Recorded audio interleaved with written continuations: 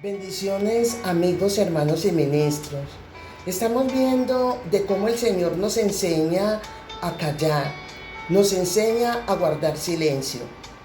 Y comenzamos este estudio después de la introducción con una historia bíblica. Por tanto, voy a narrarles esta historia donde dice que en los campos desérticos del sur de Canaán, donde el viento soplaba con un sólido silbido y los días ardían como el juicio, vivía allí en esta región una mujer llamada Azubá.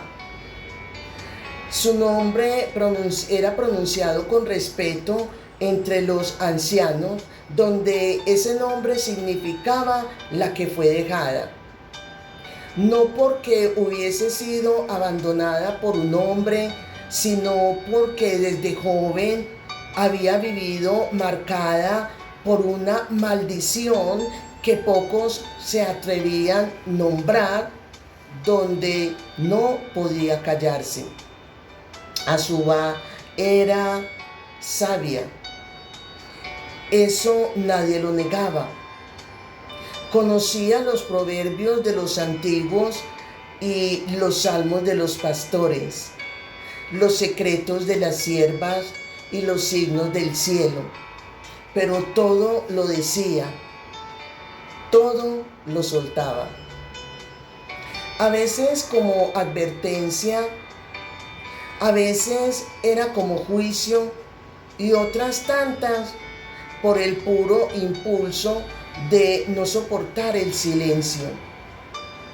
Desde niña se le conocía por hablar más que el resto de las demás personas. Cuando jugaba en los huertos de higos, ella dirigía los juegos y corregía a los demás. Su madre, una mujer temerosa de Dios, intentó enseñarle la prudencia, pero Azubá respondía incluso a la reprimenda, a esa corrección, con una retórica que dejaba callado o dejaba callado a todos. Su lengua era como una lanza, rápida, precisa y cortante.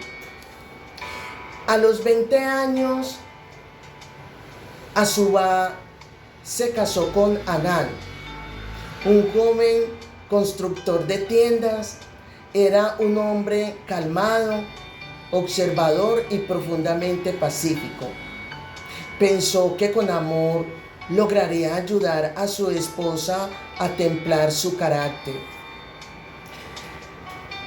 Pero los primeros años de matrimonio fueron un desierto de conflictos.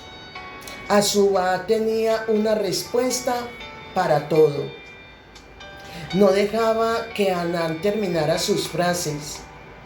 Corregía sus oraciones. Cuestionaba sus decisiones frente a otros hombres. Lo hacía sin malicia, creyendo que así ayudaba. Pero Anán se fue apagando. Su silencio se alargaba. Sus oraciones se acortaban. En una ocasión, durante la asamblea del campamento, Amnán, su esposo, fue llamado para proponer una solución durante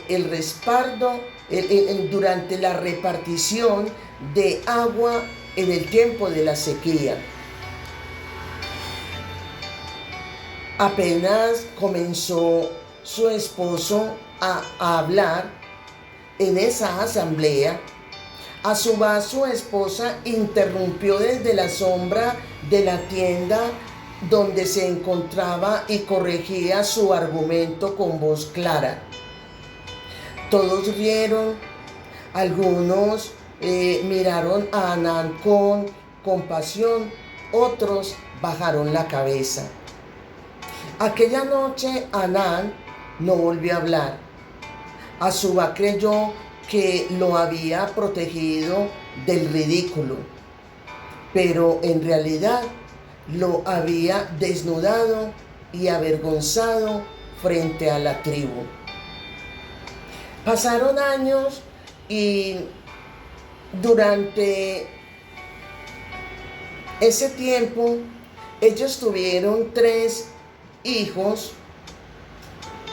Azubá los educó con firmeza, les enseñó a leer el clima, a leer el estado del tiempo, a reconocer cuando una tierra podía dar fruto, pero también los llenó de palabras, tantas que los niños apenas aprendieron a hablar por sí mismos. Cada decisión era acompañada por la voz materna. Cada oración era dirigida por su lengua. Su hija menor, llamada Yaela, comenzó a tartamudear a los 7 años.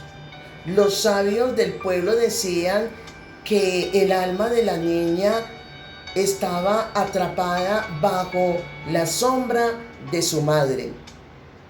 Un día en la plaza central del campamento llegó un profeta errante llamado Zebir. Venía del norte con la ropa polvorienta y los ojos encendidos como carbones. No pedía comida, solo pedía ser escuchado. Cuando comenzó a hablar, todos se acercaron. Azubá también, con los brazos cruzados y la frente arrugada. Y expresó: mucho ruido para con tan pocas palabras, susurró. Zebir, el profeta, se detuvo en seco y la miró. Tú eres la que habla antes que Dios, dijo. La que responde antes de orar, la que interrumpe al cielo. El murmullo se expandió como un fuego. Azubá palideció, intentó replicar, pero el profeta Zebir levantó la mano y la voz de la mujer se apagó. Literalmente no pudo hablar más. Durante 7 días, Azubá estuvo muda. Al principio lo vio como un castigo, luego como un castigo injusto, luego como una liberación. En ese silencio comenzó a notar cosas que nunca había visto. Escuchó cómo su hija menor